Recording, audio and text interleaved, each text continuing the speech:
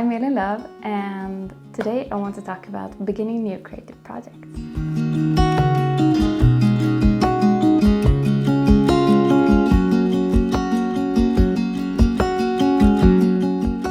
So if you don't know me already, I'm a writer and creative coach living in Sweden with my boyfriend Petrus and our two cats Alice and Pisen. And I write about bringing creative ideas to life and pursuing a slower way of living, because those are the things that I'm really passionate about.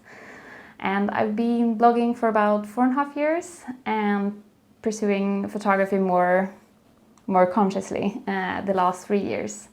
And earlier this year I started getting curious about videography.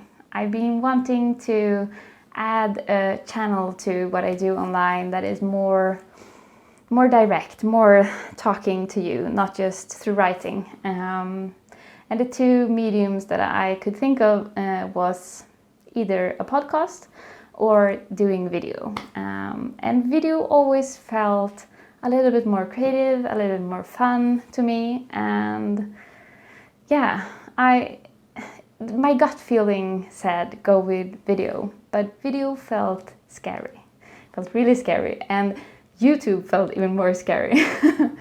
So I was curious, but I sort of put it to a side for the time being. But then it kept popping up and the curiosity didn't really go away. So I started thinking that, yeah, maybe I should do a video, but just not on YouTube, because that still felt too scary. But then I found more YouTubers who also do things more the way that I would like to do YouTube, and more slow living YouTubers that are, yeah, not as loud extroverts as some YouTubers are. And I'm an introvert who likes the quiet, and that felt more like something I could do. So little by little, I started getting closer and closer to this, where we are now, the very first YouTube video of my channel. So today I want to talk about beginning new creative projects, because the process is scary most often. I have started writing a novel, I've started blogging, I've started pursuing photography, I started a creative business, and now a YouTube channel. And every one of those things has been scary in some degree. So if you are starting something or thinking, pondering, being in the stage of, should I start something? Should I maybe not start something? If you're in that stage, I wanted to give you a couple of tips that I've learned over the years, making this thing with starting a new project more manageable. So I thought we would go out into the forest. We live very close to nature, though we live in a suburb to Stockholm. So I thought we would go out in the forest and talk there. So let's go!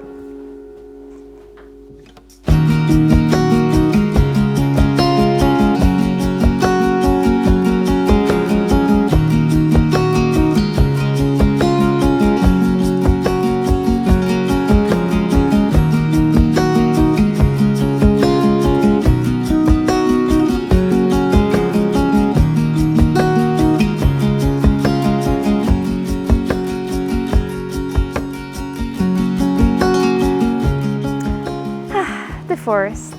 I love nature. It's so beautiful here, and I mean, it's nothing special with this forest in Swedish terms, but it's just beautiful. I love being here just to go for a walk, to take photos, and it's such a big source of inspiration for me in my visual creativity, and it's also a place where I go to slow down and unwind and make my mind go calm again after a very intense or inspired moment of creativity.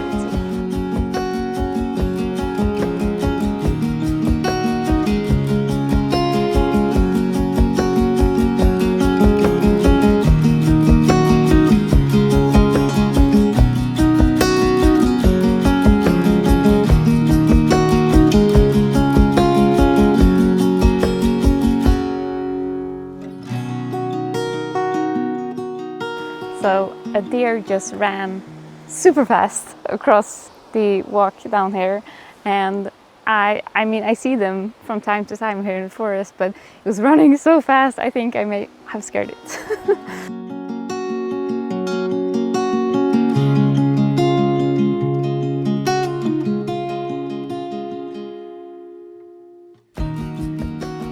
Okay, tip number 1, start small.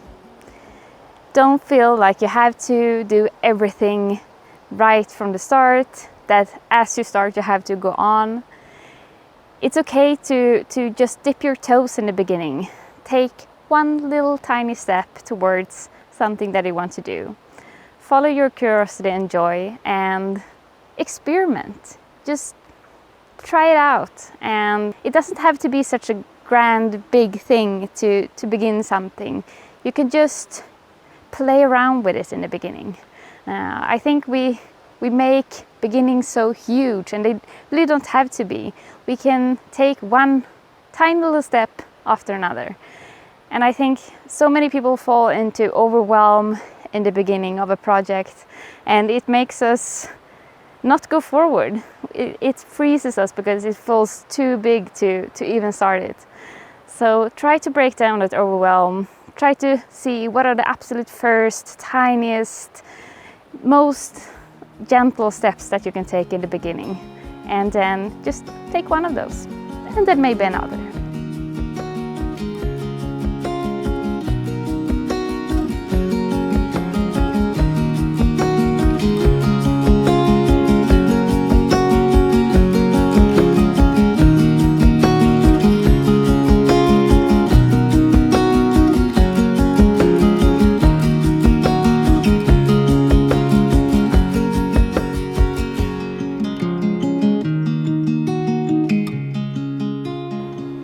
Tip number 2, find something to learn from. It doesn't matter if it's a book or if it's an online course or physical workshop or if it's a friend that knows the thing you want to do really well.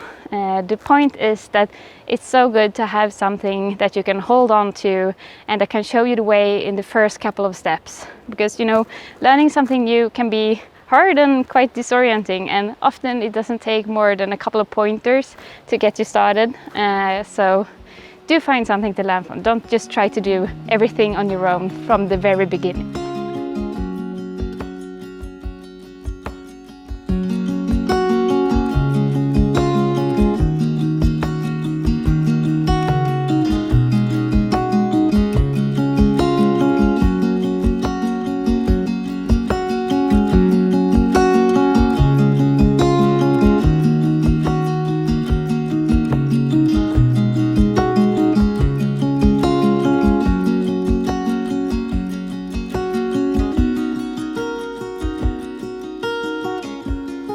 So tip number 3 is to be kind to yourself. Allow yourself to be a beginner and make mistakes and create things that aren't really that good, because that's how we all learn. And we can't learn if we are trying to do everything perfect and not allowing ourselves to make mistakes and beating ourselves up for not being an expert when we really are a beginner. So be kind to yourself. Allow yourself to be a beginner. And yeah, I think that's all I wanted to share today. And I hope you liked this beginner video of mine. I have enjoyed filming it, and I will gather my courage and upload it as well. And I obviously have if you're seeing this. And if you did enjoy this video, please hit that little like button. And if you want to see more, subscribe. And I'll see you in the next video. Bye!